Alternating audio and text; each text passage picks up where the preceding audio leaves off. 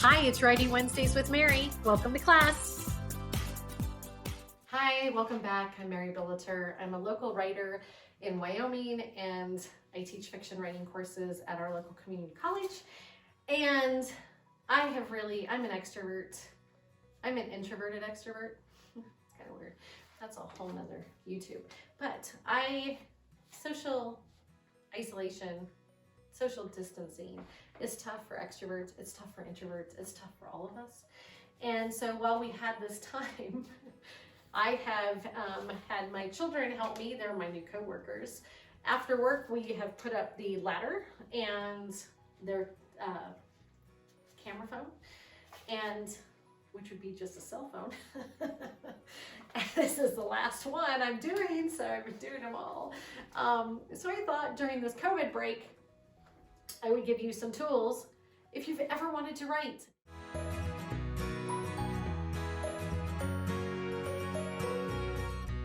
So in the golden scene, a golden scene is those elements that you want to have in each of your chapters, in each of your scenes, so that you can build upon them and progress through your story from beginning to sagging middle to end. I say sagging middle because that's when you run out of steam, most writers, and you have to just buoy it up, because I guarantee you, if you're struggling through it, the reader's going to struggle through it. So you've got to really dig deep during the middle.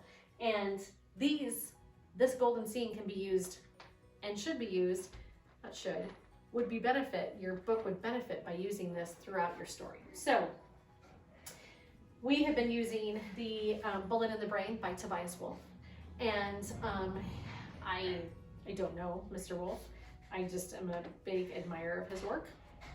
This is a great short story where the golden scene is completely integrated. And so the golden scene consists of who, what, where, when, wants, and how. So to recap, who is the character? And we start off with Anders, who's a book critic, who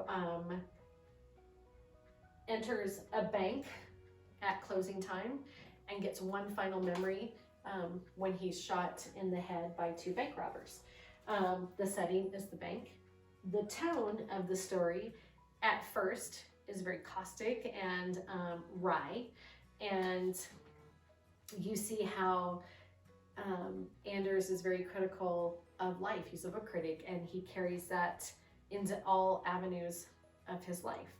And when he's shot in the brain by one of the bank robbers, the tone shifts from that of a jaded, callous book critic to his final memory. And it's not his first love, it's not his wife or his daughter, it's a day on the baseball field, a pickup game when he was a young boy.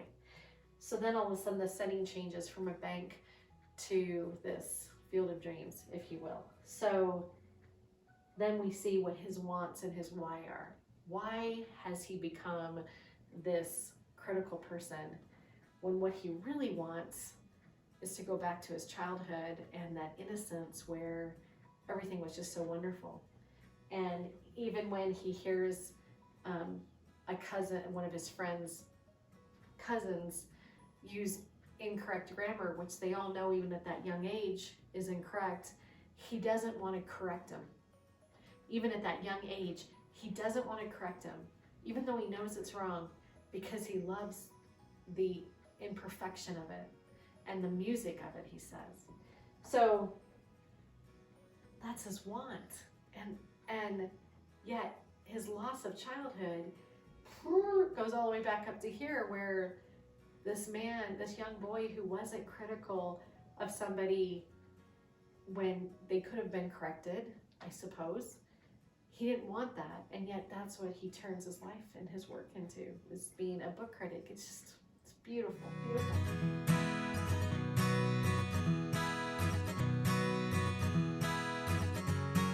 The how is the style and the point of view of the author. And in Bullet in the Brain, it's third person. It's written in third person. So your point of view is first person, third person. I don't know many writers that do omnipotent, but I'm sure there are out there.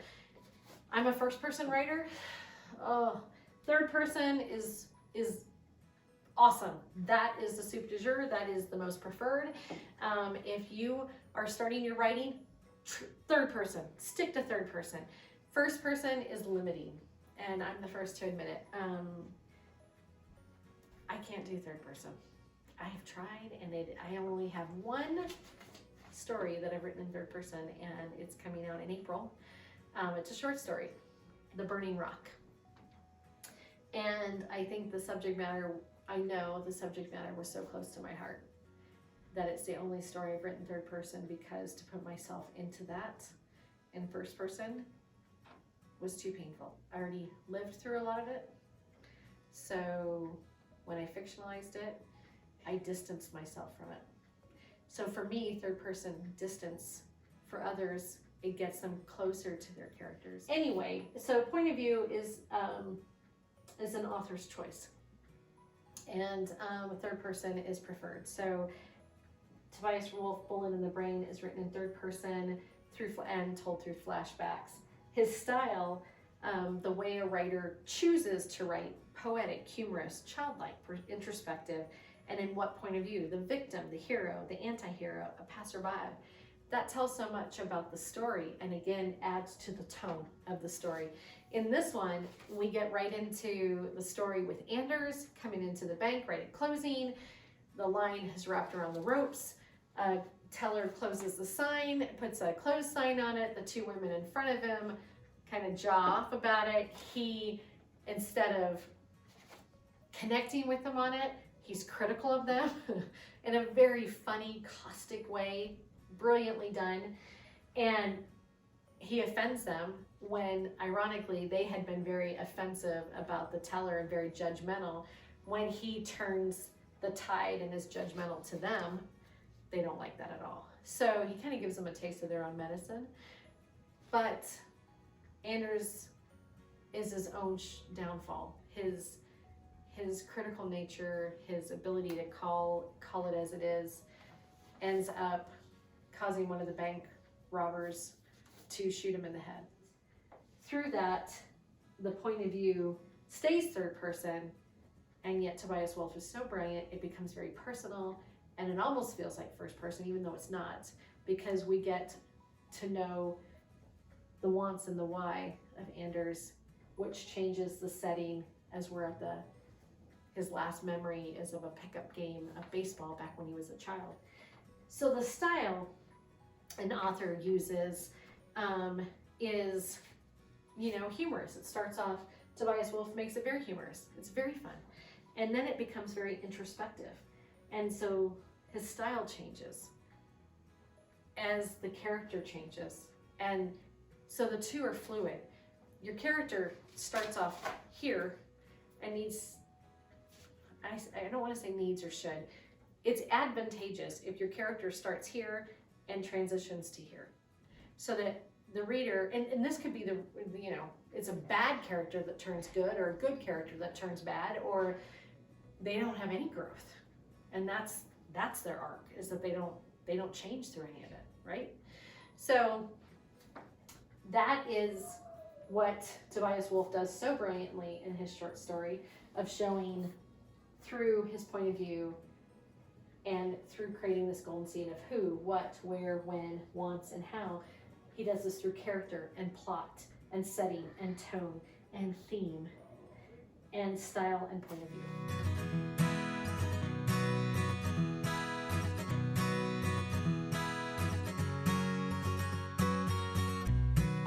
I hope this has been helpful. Maybe you've just laughed, because that's also like what I want to bring to things, is a little levity right now.